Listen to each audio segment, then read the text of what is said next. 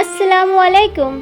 تہجد کا خاموش سجدہ اور زار زار بہتے ہوئے آنسوؤں کو اللہ کبھی ضائع نہیں کرتا، اور جب گزارش لاڈلی عبادت میں کی جائے تو لاڈلی کی دعا کہاں ادھوری رہ سکتی ہے؟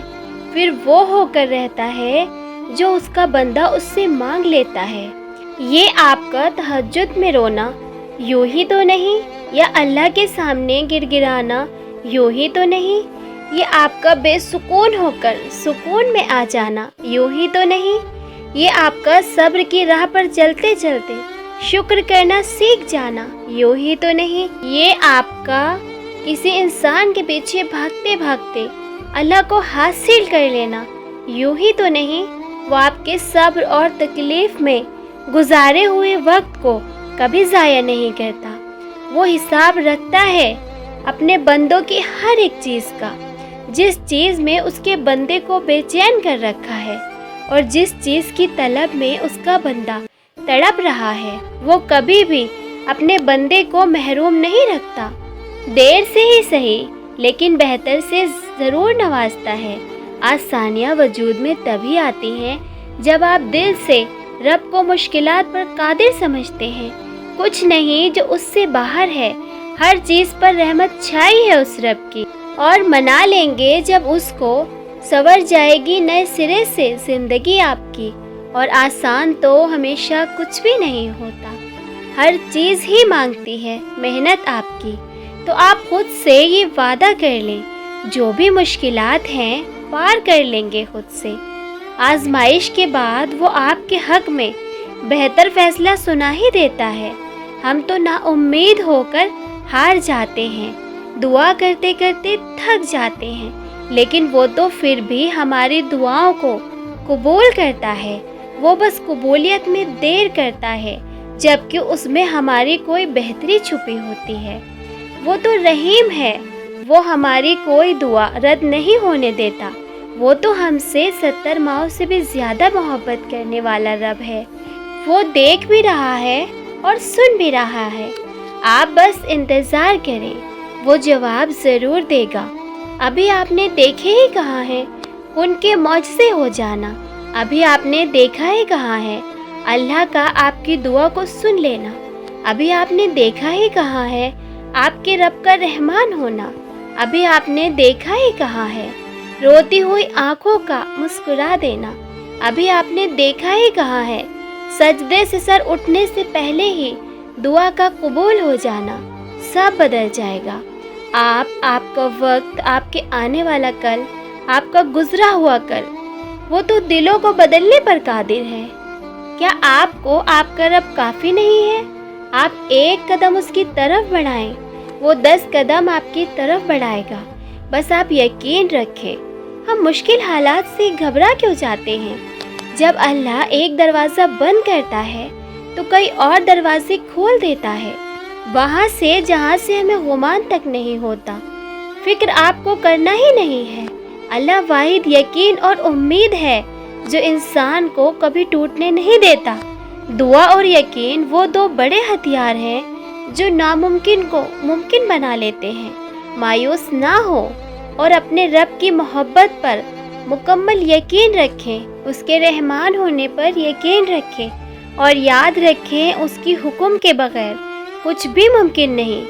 جب کبھی لگے کہ نہ کوئی آپ کا ہے تو اوپر آسمان کی طرف دیکھنا، اللہ ہے، وہ ہمیشہ آپ کا ہے۔ اللہ تعالیٰ نے آپ کو چھوڑا ہی نہیں کبھی، اللہ تعالیٰ آپ سے بیزار ہوا ہی نہیں کبھی۔ اللہ تعالیٰ تو بہت محبت کرنے والا ہے، تھام لینے والا ہے، دعائیں قبول کرنے والا ہے، معاف کر دینے والا ہے۔ وہ سارے جہان پر قادر ہے اور اس کے ایک کن پر سب بدل جاتا ہے۔ اور آپ کو لگتا ہے کہ صرف آپ کی قسمت میں صرف آزمائشیں ہی ہیں؟ آپ یہ جان لیں اس آزمائش کے بعد بے شمار راحتیں، بے شمار خوشیاں لکھی ہیں۔ آپ کو لگتا ہے کہ آپ کی دعاؤں میں اثر ہی نہیں ہے، اب آپ کی دعائیں اس لائق ہی نہیں ہیں کہ وہ قبول کی جا سکے، لیکن ایسا نہیں ہے۔ یہ صرف آپ کی غلط فہمی ہے، لیکن آپ اندازہ بھی نہیں لگا سکتے کہ آپ کا بار بار دعا مانگنا اللہ تعالیٰ کو کتنا خوش کرتا ہے اور ہر بار وہ آپ کو کتنا اجر دیتا ہے۔ اور رہی بات دعاؤں کی قبولیت کی، اللہ تعالیٰ المجیب ہے، وہ دعا بھی سنتا ہے اور قبول بھی کرتا ہے۔ جس کی چاہت آپ کو تہجد تک لے آئی ہے تو سمجھ جائیں وہ آپ کو ملنے ہی والا ہے۔ اللہ تعالیٰ آپ کی کہانی ادھوری ضرور چھوڑتا ہے، لیکن وہ آپ کی چاہت سے انکار کبھی نہیں کرتا۔ آپ کو اپنے قریب کرنے میں تھوڑی دیر ضرور لگا دیتا ہے۔ آپ بس اپنی چاہت کو مانگتے رہیں۔ بس یہ جان لیں آپ نے تہجد میں مانگا ہے وہ آپ کو مل کر ہی رہے گا۔ وہ جس کو جتنا زیادہ آزماتا ہے اس کو اتنا ہی زیادہ نوازتا بھی ہے۔ کبھی جو دل میں خیال آئے کہ اللہ تعالیٰ آپ کو ہر مشکل میں ہی ڈالتا ہے تو سمجھ جائیں، یہ کہہ کر دل کو سمجھائیں، اللہ تعالیٰ کبھی تنہا بھی نہیں چھوڑتا اور آزمایا بھی اسے ہی جاتا ہے جس میں قابلیت ہو اپنے رب کی محبت کو سنبھالنے کی۔ آزمائش کا وقت مشکل ضرور ہوتا ہے مگر گزر ہی جاتا ہے۔ آزمائش میں کیے گئے سجدوں میں بڑی طاقت ہوتی ہے، وہ اپنے رب سے اپنی ہر بات منوا ہی لیتے ہیں، اور آزمائش میں کیے ہوئے صبر میں بہت بڑی محبت چھپی ہوئی ہوتی ہے۔ جو اللہ سے اپنے بندے کی محبت پر کن کہلوا ہی لیتی ہے، جو وقت آج ہے وہ دوبارہ نہیں آئے گا، مگر جو اللہ کا ساتھ اور محبت کی ہے نا، وہ اب کبھی واپس نہیں لیا جائے گا۔ سجدے انسان کے بس میں نہیں ہوتے، دعاؤں کے فیصلے اللہ اپنے ہاتھ میں رکھے ہوئے ہیں۔ کس کو تکلیف دینی ہے اور کس کو نہیں دینی، اس کا فیصلہ صرف اللہ خود کرتا ہے۔ آزمائشوں سے معجزوں تک اللہ کے حکم سے ہوتا ہے، مگر آپ جانتے ہیں کائنات میں ایک چیز ایسی بھی ہے جس کا فیصلہ اس نے صرف آپ کے ہاتھ میں رکھا ہے، اور وہ ہے دعا۔ اللہ نے طے کرنا ہے کہ کب دینا ہے، مگر یہ آپ پر ہے کہ آپ کو کیا لینا ہے۔